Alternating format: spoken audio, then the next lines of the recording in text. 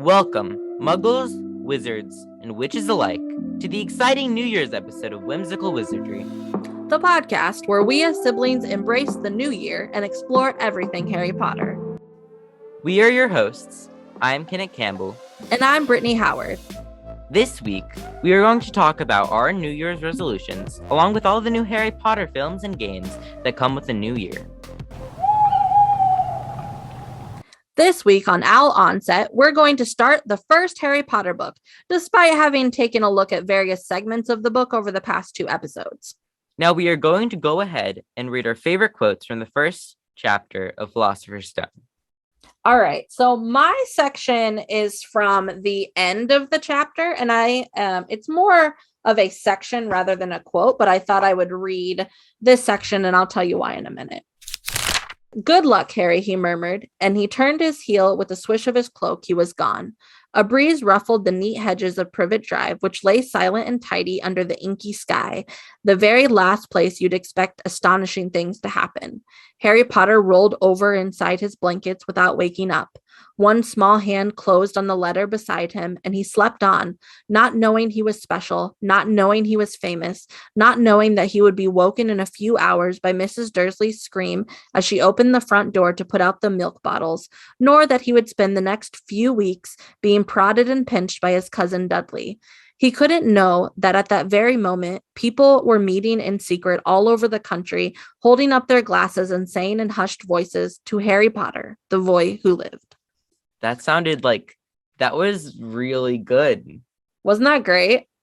That was probably like, I don't know. When I think of it, I just think of like, it's like really, really like kind of like the start of the post series. And he's like kind of just like, this is just like an amazing time where they stopped Voldemort and he does not know what's coming for him. But it's also like you're right. It's the beginning of the series. It's the beginning of the story. And I think it's a very good beginning to also let us reflect on what has happened.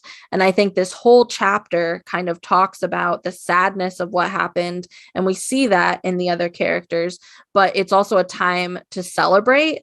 But then again, it's a time where Harry's going to start the hardest part of his life. Yeah. And the hardest part of his life is like being with these people that he really ends up hating in a couple of years. And right now he's just like a baby and he's about to go through like the worst childhood I think anyone's ever had. Right. And it's not until later that he understands why they act the way they act. Like he spends his whole up until 11 thinking that they just hate him. Yeah, but really they hate that he's magical. Yeah. So that was my favorite part of the first chapter. I just really liked how it set up the rest of the book and really let us see like where this story is going. Yeah, I feel like it really sets what J.K. Rowling's stories are all about and what you're going to be able to find within like the whole first movie. And I feel like I also find this inside of the films because in the films you're able to like see it a little bit more, how he's kind of just left on this doorstep and you can't really do anything else but watch to see what's going to happen next and what this boy's life is going to be like. Right. But it also gives us a little bit more insight, like the information that people all over the world were celebrating on this day that completely changed his life. So, yeah. What about you? What was your favorite quote from this chapter? Okay, so my favorite quote is actually really cool because it's full of one of the most jolliest people in Harry Potter, and it is from Hagrid. And it's the very first time we meet Hagrid inside of the book series. "I'm not saying his heart isn't in the right place," said Professor McGonagall grudgingly, "but you can't pretend he's not careless. He does tend to..." What was that? A low rumbling sound had broken the silence around them. It grew steadily louder as they looked up and down the street for some sign of a headlight. It swelled to a roar as they both looked up at the sky, and a huge motorcycle fell out of the air and landed on the road in front of them. If the motorcycle was huge, it was nothing to the man sitting astride it. He was almost twice as tall as a normal man, and at least 5 times as wide. He looked simply too big to be allowed, and so wild. Long tangles of bushy black hair and beard hid most of his face. He had hands the size of trash can lids, and his feet in their leather boots were like baby dolphins. In his vast, muscular arms, he was holding a bundle of blankets. Hagrid, said Dumbledore, sounding relieved. At last. And where did you get that motorcycle? Borrowed it, Professor Dumbledore, sir, said the giant, climbing carefully off the motorcycle as he spoke. Young Sirius Black sent it to me. I've got him, sir. Okay, so the thing that stands out, other than the description of Hagrid, the motorcycles from Sirius Black, my favorite character. Yeah, and it's like, oh, that's kind of leading into Harry, like seeing that this is his godfather. And like this Right, is the which point where he was mistaken. and I totally like, yeah, like this is where Sirius Black's story kind of goes into a really sad part. But I think I forgot about this until I was rereading this chapter that he actually had borrowed it, because they don't allude to that in the movie at all. Um, but I also like this section because it shows just the characterization of Hagrid, like how big of a man he actually is. Like hands the size of trash can lids. Can you imagine? My hands are Mhm. tiny. But like how kind his heart is. Yeah, yeah. And we It's also see really him big. later on, like he tears up and like it says he howls, like his Mhm. sound that he makes howls like a dog because he's crying. So And I'm I kind of going back to the Sirius Black part. At this point, I wonder, did J.K. Rowling, like at this point in her writing, did she know that she was going to make it so that he was kind of this mistaken person? Because at this point, it seems like Hagrid and Dumbledore and McGonagall are Sirius Black's friends. yeah, and I mean, I guess she kind of had to have somewhat of a backstory, I would imagine, because Mhm. she had to imagine young Lily and James's life and what they were like. So I think she probably had it in her mind that, they had friends just like Harry was going to have friends. She might not have fleshed it out as much as she did, but Mhm. to include that detail like had to have shown that she had some sort of insight into Sirius being a part of the story. And another question, we were actually talking about this earlier, but we didn't finish our conversation because we wanted to save it for the podcast. Do we think that McGonagall felt as guilty as Dumbledore leaving Harry on this doorstep of this random person's house that they don't even know, which are big muggles? And I think too, like the reason this question came to my mind was because in the story, like they make such a huge deal about how McGonagall has watched the Dursleys all day and how they're not the sort of people that we want to leave Harry with. But she kind of like resigns to the fact that he's going to be left without a lot of pushback to Dumbledore, which just shows how much trust she has in him. But also, I mean, I would imagine when they meet him years later that she would have felt somewhat guilty knowing how his life was like, you would think. I think the big thing is though, is McGonagall leaves him on the doorstep, and I'm not dissing McGonagall or anything, but like if you think about it, she's looking at these muggles and she's seeing that this is gonna be a terrible life for him.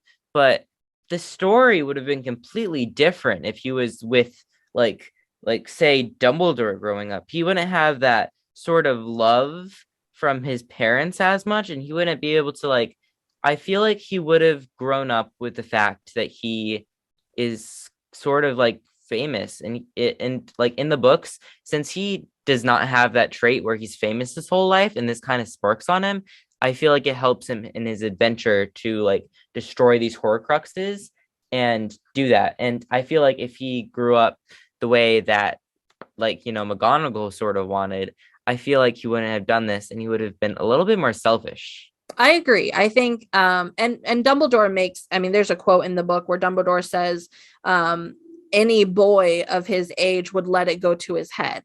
So I think he makes a good point that like he needed to be removed from that so that his natural characteristics could come into play. If not, I mean, not to diss on like Draco or anything, but I think he would have had a bit more of arrogance similar to Draco. Like I'm a Mhm. Malfoy, I'm Harry Potter. You know what I mean? And it's kind of Um, like it would be like a completely different character, say, if Draco didn't grow up with his family. yeah, because I mean, there's always that argument that like Draco wasn't actually a bad character. He He wasn't. It just was had just his family. a hard family life. But yeah, Yeah. so these were our favorite quotes from this part of the book, and I look forward to reading the next couple chapters and discussing those. It's going to be super exciting. Next up, we have Divination Digest. Today, instead of discussing a specific TV show or film, we are going to be talking about the Harry Potter reunion that will be released early 2022. I'm super excited to talk about this. And I think it was really awesome for HBO Max to do this reunion. Mm-hmm. And if you guys don't know, it's going to go up on January 1st at midnight Pacific time. And so just depending on where you live, you can adjust accordingly. But Mm-hmm. I'm so excited. This is the 20th anniversary of the first movie, if I'm not mistaken. And that's why they did this, and they brought the whole cast back together again. And guys, I feel like this is sort of bigger for the people that were alive when when the first movie came out, but I feel like this is such a big thing for me too because I don't know. I feel like all that experience that everyone else got who was alive when the first movie came out, me being a Gen Z person, I feel like it's even bigger because I get this much experience filled within only a few years of me being this amazing Harry Potter fan. And I think you have a point to that, but I do still think it's big for like I went to the theaters, I waited in line. I remember standing in line at the mall to see this first movie. And I remember being amazed at how amazing it was and wanting to be one of these characters, one of these kids that got to play these characters. And also seeing how far they've come and what they look like and letting your imagination run wild to think like when Emma Watson and Rupert Grint are doing their interviews. In my head, I'm seeing Hermione and Ron sitting down doing an interview with like the Daily Prophet or something like so many years later. And so it's just awesome to let your imagination kind of run wild with the possibilities of what this could look like if they did another movie and had all the characters back together. Yeah, same. And I think it's like all these characters are sort of still, I feel like their characters are in them. And that's why they got casted as these parts because they were looking for specific people. So like Daniel Radcliffe, he's probably like Harry Potter like 20 years later. I mean, I think there's a truth to be said about that. Like every actor kind of embodies the character that they portray. And they have a few elements that they relate to. I was specifically watching earlier today because I'm super excited about this. So Kennick sent me a trailer to watch for the reunion. So I watched that, and then it led me to a video with Daniel Radcliffe's first audition as Harry Potter. And just watching him do that first audition, knowing that he didn't really know much about the film, like Mhm. I see why they picked him. Like he was the embodiment of what I felt like Harry Potter was supposed to be as this 11-year-old kid. And I feel like all of them fit that. Like Ron, I know that they each had to write papers for what they think their character are like. Like they're like essays. It's kind of like for their schoolwork, why they were on set. And I know that Emma Watson, hers was 10 pages, definitely Hermione like. I know that Rupert Grint's, well, I don't even want to get to that, but I know that Daniel Radcliffe's was 1 page because, I feel like Harry at least tries some of the time, but I feel like he doesn't care as much as Hermione does. Didn't And Rupert then, like do like a video or a rap or something? oh my gosh, Rupert's was no, he didn't write anything at all. He did do a rap and he I made a thought song so. and it was awesome. But his that was for his interview, not this essay. He Oh, didn't write okay. anything at all for the essay because he was like, this is what Ron would have done. He wouldn't have done anything. I mean, they kind of got it. And it's Hmm. also amazing for me to think like these kids were super young when they got this part. I don't think I could have acted as a kid that young. Like to have enough self-awareness to know who I am and then what to change in order to be this character. Yeah, and I feel like they did a great job, seeing as they were just like school kids that like got casted as this. They didn't want to be an actor. They didn't choose to be an actor. They just saw these people coming to their school and they were like, oh, this is a good idea to try this. And now they are these really, really big actors that are all awesome. Yeah, they all, I mean, the three main, the triad, if you will, like the main ones, they all have their own awesome acting careers. Not also to mention that they all have their own like Emma Watson, Bonnie Wright, like they all have platforms that they stand on where they do not political things, but they stand for what they believe in, is what I'm trying to say. Yeah. One thing I have to say, this isn't related to the other thing, but Go Gently. You got to check it out. It's by Bonnie Wright, and it's this amazing thing for environmental enthusiasts. It's her Not to go on YouTube my little channel. rant, It's her not to YouTube go, channel. I don't think yeah, you mentioned that. it's her YouTube channel, and not to go on my little rant about different things, but I think that she really explains different things well. And if you want to check her out, go ahead and check it out. Yeah, it's a good she has like I think 3 episodes out right now. She may be coming out with a fourth here soon. And it's all about the way she lives her life. She wrote a book called Go Gently that's coming out later this year as well. And so it's awesome just to see her and I don't know how to say her name, the one that played Luna, Ivana. Ivana. She also has done a lot of things along with like Emma Watson. So um, it's awesome to see how much they've grown and like it's weird to see them as adults because we kind of grew up with them and we saw them grow up as kids, but it's cool to see where their lives have gone. Yeah.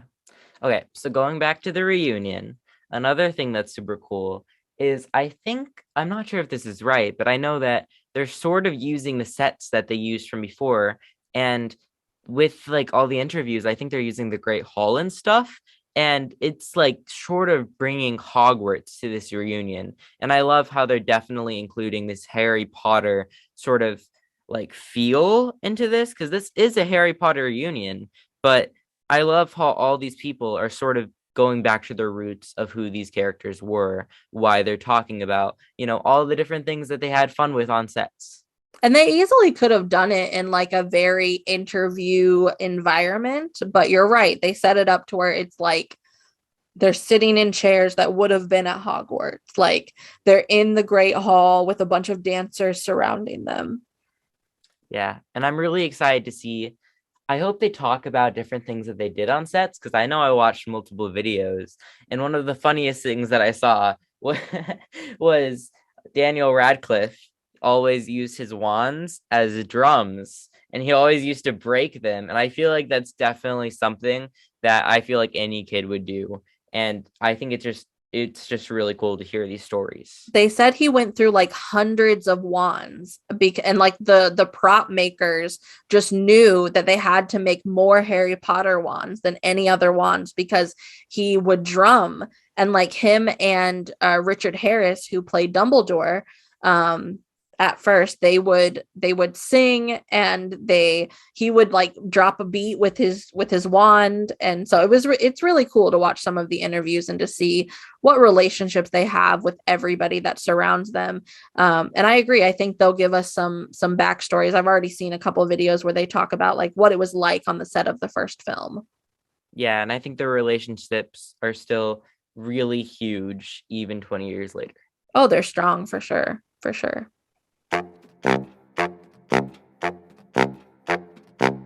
This week on Silly Sortings, we're going to be taking the different Harry Potter characters from the books and the movies and talking about what houses we think they would be in if they weren't sorted into their original houses. So who do you want to start with?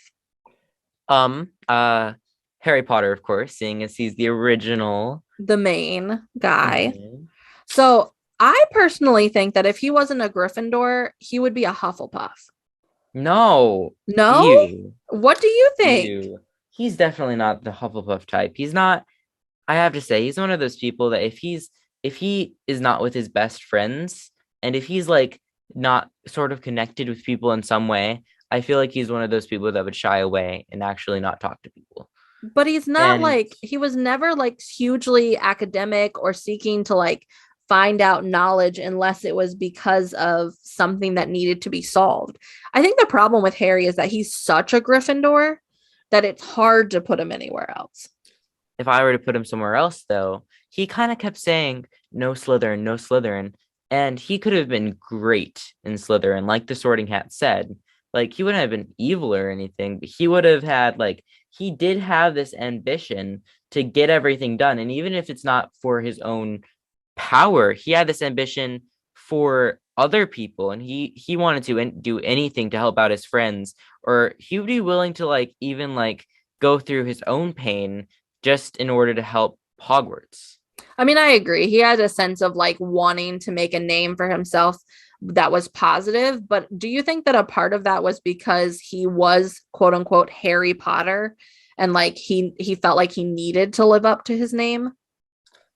You're kind of changing the question. I think you're talking like he's making a name for himself. Not all Slytherins have to make names for themselves. He's not making a name for himself. He's simply using his ambition to help other people, and that's not to make a name. That's just to make sure that everybody's okay and that he's being able to use what he was born with to do good. Okay, so less of making a name and more of you're looking at the ambition side of him. Yeah. And I think Okay. just the ambition that kind of helps. And kind of like he's kind of sneaky too. And he's kind of like curious, like the Marauders map and stuff. Like he's definitely the type of person that I think he would be able to fit in Slytherin. I mean, I could see that. He was, and I mean, just to go with like generalizations of Slytherin, he also wasn't ever afraid to break rules to do what was best. Yeah. And so that's a part of it. I only thought Hufflepuff because he he had a heart for everybody. He wasn't Mr. Friendly, but he had a heart to get to know people. And when he saw people, like when he saw Hermione wasn't at dinner on Halloween, like he felt bad and he felt as though they needed to go find her, seek her out when the troll was in the building, you know? And so I just see that big heart as a Hufflepuff trait. And so that's why I was saying it. But I agree with you with the whole Slytherin thing.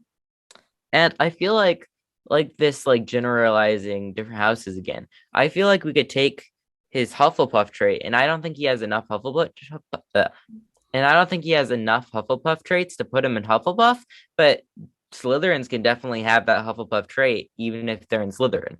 I mean, that's true. Like we see Draco and he had like his close friends with Crab and Goyle. Not that their friendship was the greatest example of friendship, but I mean, they would definitely helped each other out. So I agree. I agree. I could see Slytherin. Okay, so the next character, what should we do? Like, should we do like how about we do your favorite character, Sirius Black? First of all, what house was he in? I don't even know.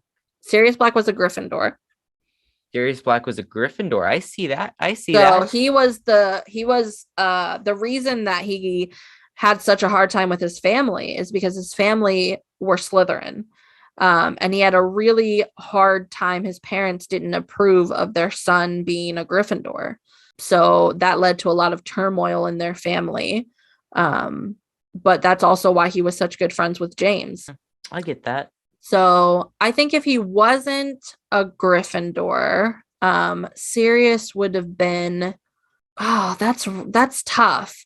I'm Go ahead. stuck between Hufflepuff and Ravenclaw. See, I was gonna say Ravenclaw and Slytherin. I don't see the ambition. Where are you coming from with that? Well, I'm not talking about ambition. I'm talking about like his willingness to do anything, which is not ambition. It's more of um It's more of direction, a I yeah, guess. it's more of a Gryffindor trait. Well, right, but Slytherin also have that. Yeah. And so he wasn't afraid to do what needed to be done. And so like if we look at the backstory of Sirius Black, like he did a lot of undercover work with like the ministry when he was younger before everything went south. Um, and he wasn't afraid to get his hands dirty, I guess, for the sake of his friends, for the sake of what he thought was right. And so that ambition or direction, if you will, I think is a little bit Slytherin. I would also say Ravenclaw because he was a smart guy. He may not Mhm. have been entirely book smart, but he sought out like knowledge. I think everything behind everything that he did came from his smarts. Like, I don't think he would have been able to get through like escaping Azkaban if he was not smart. Oh no, I So, agree with that. That's yeah. why I said I think Ravenclaw would have been his secondary house. Um, and I was leaning more towards Ravenclaw than Slytherin, but I honestly don't see Hufflepuff. So why would you think Hufflepuff? I would think Hufflepuff just because of his kindness with like, like Harry. Like he's super kind to Harry. And their relationship kind of just builds how nice he was. And even if you go back like to when like the Marauders age, he was really nice to James and to Peter when Peter didn't, backhand them. But he was extremely nice to him But he and he was wasn't to extremely nice to everybody Harry. else. He was nice to his group of friends. When was he not nice to everyone It's not that he else? wasn't nice. He was just kind of a turd. What did he do? He was a trickster. Like he played tricks on people. He was known to be very loud and like very outgoing. That's Fred and George, and I think Fred and George would have led in Hufflepuff as well. So I feel like I don't really know what you're saying here. Fred and George have different qualities, I think, that would have landed them in No. Hufflepuff. I don't know, but I think we agree on Ravenclaw. Yeah, let's go ahead and go with Ravenclaw. Let's go with Ravenclaw. Okay, so the next thing that I want to go with is since my favorite character is Luna Lovegood, I want to go ahead and think about what she would be if she was not a Ravenclaw. I think that's pretty easy, honestly. Really? You don't think so? No. All right. She's a So definite Ravenclaw. I'll tell you mine. I think she would have been a great Gryffindor. And not just because she was super supportive of her friends in Gryffindor, but she was able to go on adventures. She was able to have that adventurous side to recognize when things needed to be done. She was brave, like she was willing to help Harry and them out to join Dumbledore's army. What adventures are you talking about? I'm just thinking about when like she helped them out when they went to meet her dad to like tell them about the Deathly Hallows. I think lots of people do that though. I mean, I would definitely love for her to be in her house, but I was thinking more Hufflepuff. I could see that. That was my second one. Yeah, because of her kindness, she goes ahead and that's the reason that's where the braveness comes from is because she's so kind to everyone and she's kind of just like there to use her smarts for everyone else. I could see that. I could see that. I Mhm, just thought like I don't know. She to me she's very similar to like a Jenny Weasley. mhm. And so that's why I mean it makes sense why they were friends is what I'm trying to say. Yeah, okay. I'll go ahead and go with you in Gryffindor. Okay. Awesome. What about Hermione? For Hermione, I would definitely go with the Ravenclaw. I think she's a pretty easy one. I mean, she was Mhm. definitely Miss Smarts and always in books. Like she is definitely the poster child for Ravenclaw. So I think a lot of people were probably confused why she wasn't in Ravenclaw. I Um, definitely see why she was in Gryffindor. She even though she was really smart, I feel like she would definitely give her smarts up any day if she could help save a friend. And if she oh, helped, I agree. And she was willing to go on adventures. She was willing to take the time turner to try to do her classes. Like that's a very adventurous side of a person in order to be willing to like risk messing up the time continuum and just to take classes. yeah, the smarts. I definitely think that her smarts really show with Ravenclaw. Absolutely. That one's easy. What about Ron? Um, for Ron, I would say definite Hufflepuff. Absolutely. Absolutely. He's just super kind, and I feel like he's just in Gryffindor because his family was in Gryffindor. But really, I think if the Sorting Hat maybe like took a minute and thought about it for a Another minute, Weasley. Yeah, I just think he would have actually sorted him into Hufflepuff. And I wonder, maybe the Sorting Hat like kind of thought about what house they would fit best in because I mean, Ron did do very good and he met really amazing friends. Like, would he have been able to meet the same amazing friends if he was in Hufflepuff? That's true. That's true. So it's almost like thinking about the sorting hat as kind of like a destiny maker, if you will, like setting out the kids' destinies in front of them. I read this kind of is a little bit of a tangent, but I read something that said that the sorting hat only works on students. And so if any adult put the sorting hat on, it wouldn't do anything. It was only designed for students. That's super cool. Yeah. So a little bit of trivia for you.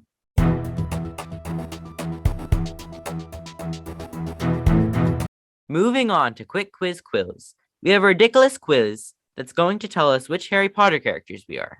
So I really think this is going to be really exciting because I kind of want to know who I would be. To be honest, people have told me that I would be Neville and Oh, uh I could see you as a Neville.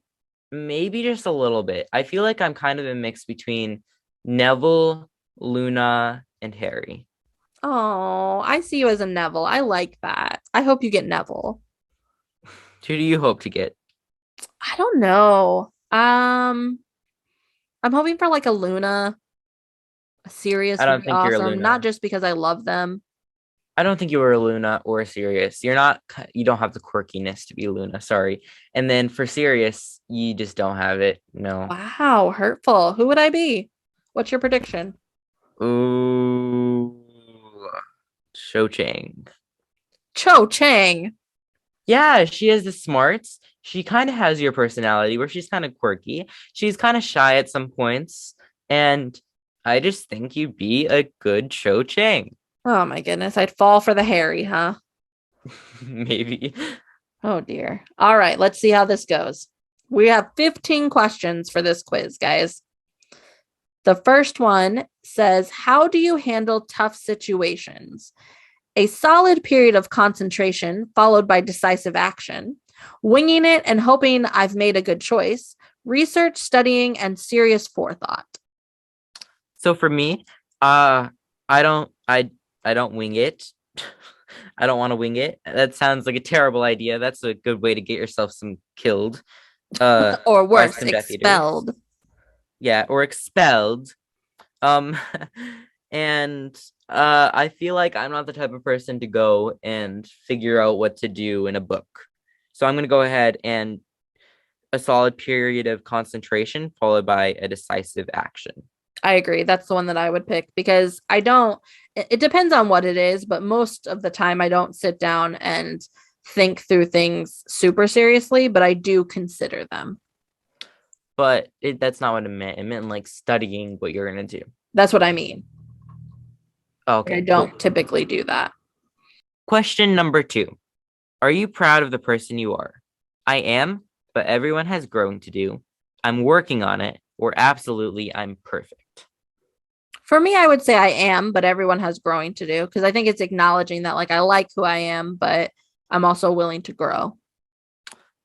I'm stuck between that and I'm working on it. I think I'm gonna go with I am, but I have growing to do. So far we're gonna get the same one. Hmm. All right. What's your favorite pastime? Reading, residing comfortably in a position of power, or hanging with friends? I'm gonna go with hanging with friends because even though I don't hang with friends often, I think that's definitely the one I would pick over the other two. I'm going to pick reading. In what season is your birthday? Winter, fall, spring, or summer? I'm a summer birthday. I'm a spring birthday. That was easy. This is where we go astray from each other. Hmm. What sort of people do you respect most? Intellectuals, politicians, everyday people who do their best. I kind of respect everyday people who do their best because I don't look at like people like that write books and sort of look up to them a ton. And I just don't like to get into like the politics sort of stuff. And I feel like, they do that what they want. They do a good job and it's like what they're passionate about. But I feel like just the people that do like their best that they can possibly do and that they know how, I feel like those people are definitely the type of people that you want to be around. I agree. I don't really I love intellectuals. Politicians is probably what I would get rid of first, just because I don't like the controversy. But I also agree that everyday people doing their best. I admire people who work hard. What was slash is your childhood like? Easy and fun, normal but strict, not great at all. I don't think my childhood was easy. I would say normal but strict. Yeah, I think I have a normal but strict childhood too. Yeah, I wouldn't say it's easy. Like we're not spoiled or anything. Mhm. And I wouldn't say it's not great. Like we always have moments that are fun and like our parents make things really special. So I'd say normal but strict. Yeah. Honestly, are you a good liar? Not at all. I try to be, but I always feel bad after lying. I'm a fantastic liar, to be honest. I kind of want to hear what you think For you or me? for you. I try to be, but I do feel bad after lying. Like I always have that like that thing inside my stomach that like knots. And it hasn't always been that way. Like I'll admit, like I would say I used to like fib a lot and not feel bad about it. But nowadays I would say I try to be, but I always feel bad. Yeah, I'm gonna go with that one too, because I always feel like really guilty after telling a lie. Unless it's like a white lie. Like white lies are fine as long as like it's not too bad where it's like you would get in trouble for it if someone found out. Or like Christmas, you know? Yeah. Christmas is a time for deceit. No, I'm just kidding. But it is a time where we, tell little white lies to lead people off so they don't figure out their presents or whatnot. Question number 8. How often do you question the authority of others? Very often, only if I'm given a reason to. Never, I wouldn't even dream of I'm going to go with only if I'm given a reason to do so. it.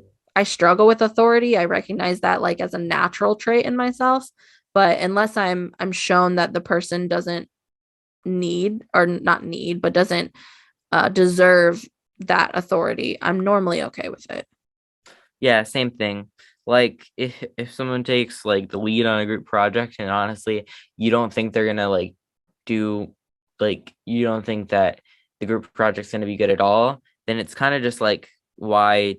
And it's like it's just different parts of different things. And if unless I have a reason to question them, like they're doing something wrong, then I don't think I would do anything.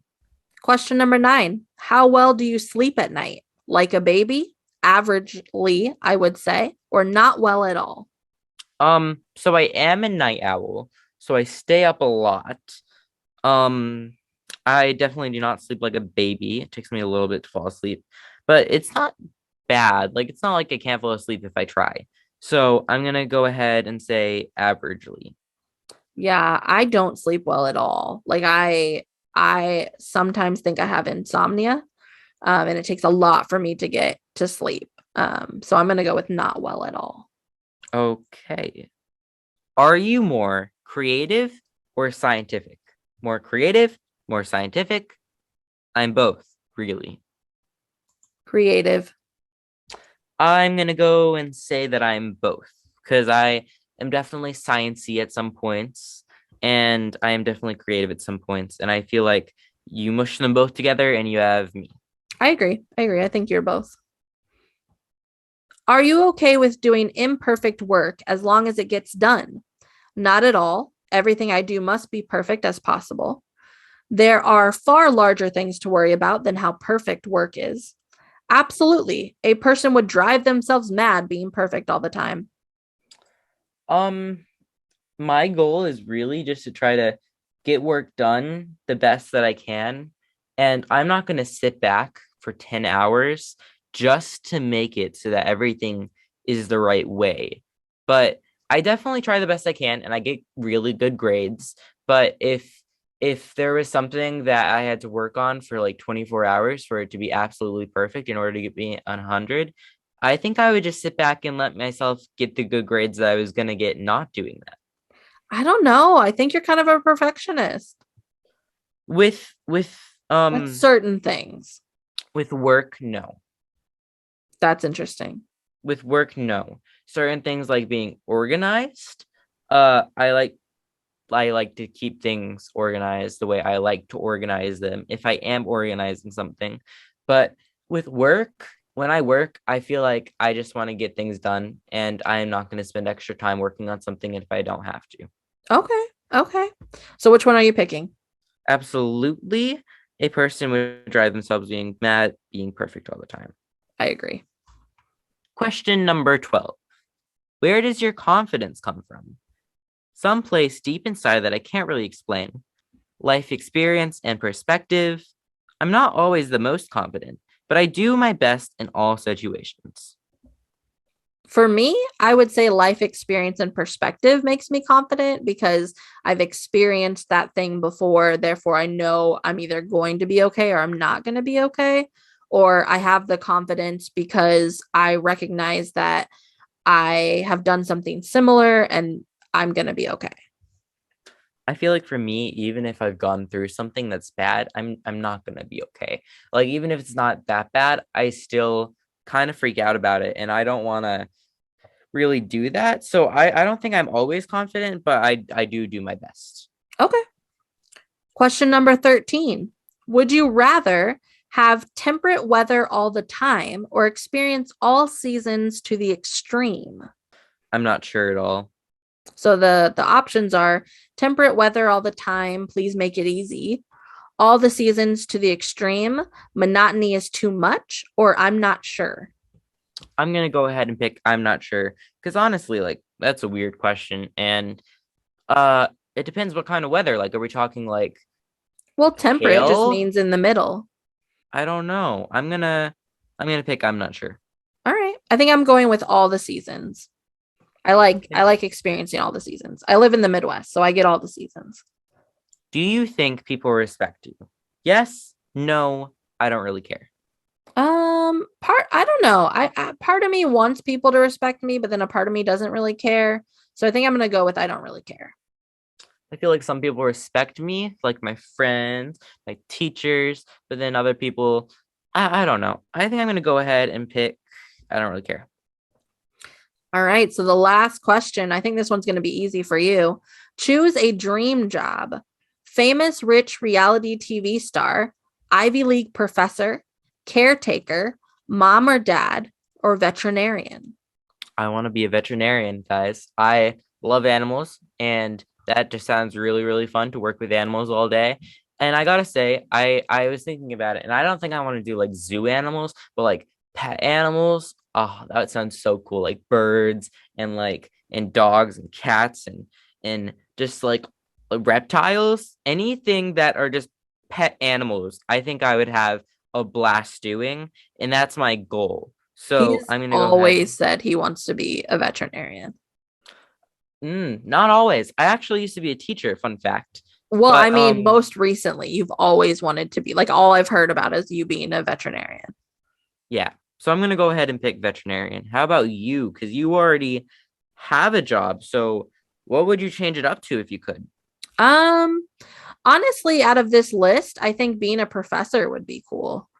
An Ivy League professor at that. I mean, it would be cool to like work with the best of the best students in the country. So I think I'm gonna pick Ivy League professor. My answer is really, really like I kind of love it. All right. Do you want to go first? Yeah. Okay. So I am Ron Weasley. Nice. It What does it says, say? it says, you would have played Ron in Harry Potter and the Sorcerer's Stone. Like Ron, you're a steadiest friend with a true heart, stubborn and strong willed. You rise to every occasion, even when the going gets tough. I can see that. I can see that. Yeah, me too. I kind of like the stubborn part because even though I still get mad at people a lot. I agree. I see that. You are definitely a Ron Weasley. hmm So How this about one you? surprised me. I got Harry Potter. You got Harry Potter, I got Harry Potter, and this is what it the says. boy It who says lived. You would have played Harry Potter in Harry Potter and the Sorcerer's Stone. Like Harry, you're a natural born leader. When life gets rough, you're willing to lay it all on the line to do the right thing, and you represent the rarest of human or magical beings. I see that a lot. I never thought about that. I don't. Oh, okay. Yeah, I think you definitely could be a Harry Potter. I never thought of that, but now the reading that, like it does sound similar to myself. So Yeah, nice. This was a fun quiz, and it was it a was really shorter one fun. than we've done in the past. Yeah, it was really fun. We're going to be talking about our New Year's resolutions today in Muggle Mysteries. Along with this, we will also be discussing Hogwarts Legacy, the new Harry Potter game that is going to be coming out in 2022. So let's go ahead and start with New Year's resolutions. I don't know about you, but I have always been a resolutions girl. So I am very organized in the sense that at the beginning of every year, I sit down, I write down the goals that I want to reach. And then I'm constantly looking back at like throughout the year, trying to make sure that I reach those goals as best as I can. I've recently started using, instead of a physical notebook, I used to be a bullet journaler. I've started to use Notion to organize my stuff. And so this year I was able to journal all the way through 2021 with my Notion page. Mm, mm. What about you? Are you a Resolution. resolution guy? Mm. A resolutions girl, eh? That sounds really hip. Hey, now don't make fun.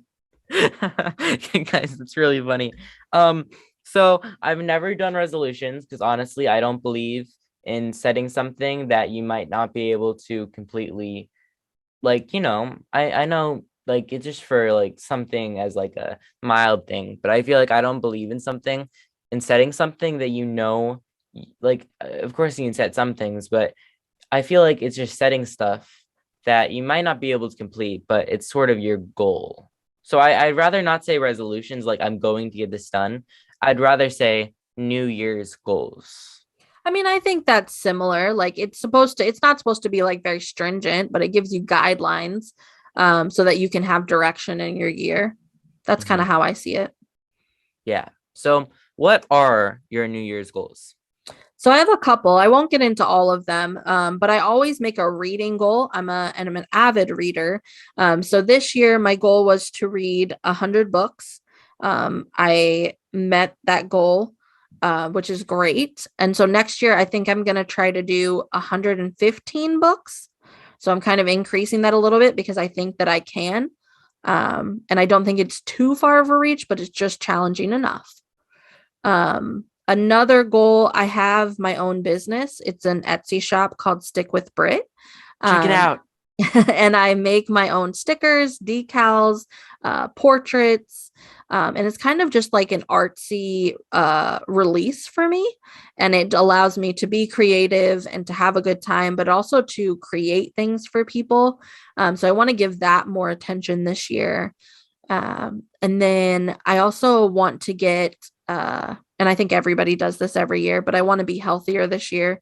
And so I have a few sub goals under that, like drinking more water, walking more, um, taking my dog for a walk every day, kind of thing. And then my last one that I'm looking at this year is just to have fun, like to find things throughout the year that I can look forward to, that I can embrace and really enjoy life. Yeah, I feel like that's similar for almost everyone. You always want to find stuff that's sort of fun for you, and I feel like some of the other goals I can relate to as well. I didn't write them all down like you did, but I definitely want to do some of them. All right. So what are you thinking?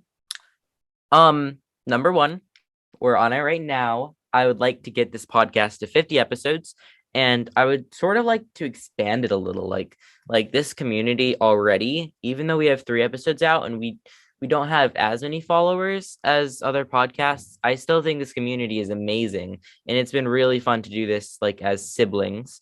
And I think it would be really cool to keep going and expand and make sure that we keep doing this throughout the new year. I agree. I agree. I think that's a priority that I want to keep as well. I like this platform. hmm And then some other stuff that I would like to do is, um, mm, guys, our parents are probably watching this, so like, don't listen to this part because this might not happen. Okay.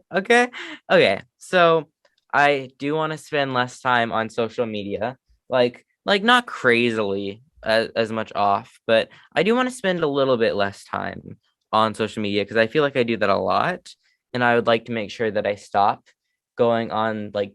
I feel like I don't go on that much social media that much. It's just Discord, and I want to kind of release that a little bit. Okay. I like that. Like just being more aware of the time that you spend on, say, Discord or other social media sites. Yeah.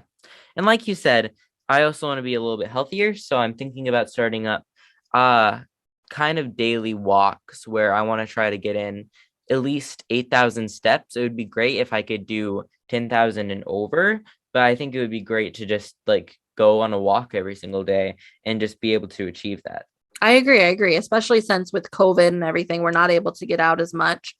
So I think at least getting out outside and moving a little bit. I know for myself, as somebody who works from home, I need to get up and move. If not, I could find myself sitting all day. Yeah. And I have one more resolution, and this might not happen, but it does have to do with this podcast, except it has to do with our YouTube channel because it will not be released on here. But really, this is probably going to be like the end of the year next year. And I think it's going to be really cool, though. So if you want to see it, make sure to turn on your notifications on our YouTube channel, Whimsical Wizardry, and subscribe. All right. Well, that's awesome. I'm excited to see if we're able to reach our goals. I think at the end of this coming year, like we'll have to sit down and re-listen to this episode and see how we did. So the second part of Muggle Mysteries is talking about Hogwarts Legacy, the new game that's coming out. It's coming out on PlayStation 5, PlayStation 4, Xbox One, Xbox X, Xbox One X, and PC. So if you don't know, this is a game, it's an RPG, and you're able to explore the world of Hogwarts as a character. And I don't believe you're going to be stuck as a already existing character. I believe you'll be able to make your own character. And just so far, the previews that we've seen of the game, they have worked so hard to make it look amazing. Yeah, like guys, it looks like you're actually sort of in the world of Harry Potter and you're going through this thing where it's kind of like Sims. That's what I'm thinking of. It's Sims in Hogwarts. But And the graphics are better. the graphics are way better and it just looks so cool. And I hope that they do let us make our own characters because I would like to make Kenneth Campbell and I would like to put him inside of the world and I would like to go through as a Gryffindor. That would be awesome. I mean, I know. So when I was younger, I played the PC games of Harry Potter and the Sorcerer's Stone, Harry Potter and the Chamber of Secrets. I played these on PC. I actually still have my disc. It doesn't work anymore, but I still have my disc for the Sorcerer's Stone one. And so I loved those Harry Potter games. And I think this just like puts it up a notch, and allows us to get even more enveloped in the world of Harry Potter. Yeah, and I think it's going to be really cool to be able to go to Diagon Alley, grab your wand, go into Hogwarts and do your stuff, do your spells, learn spells. And I hope that they just let us do sort of whatever we want in this world. And I know that they've been working really hard, and I think it's going to be super fun. Yeah, so there's not a release date yet for this game, not as of right now when we're recording. And so we're not quite sure, but we'll keep you guys up to date when we do hear of that release date because this is something that we're both looking forward to.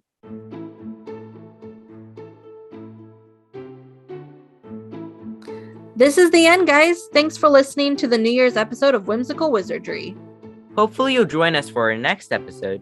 And if you like what you heard today, please consider subscribing on YouTube and Apple Podcasts. We also have an email account at wizardrywhimsical@gmail.com if you'd like to send us comments or a question or anything. See you next time on Whimsical Wizardry.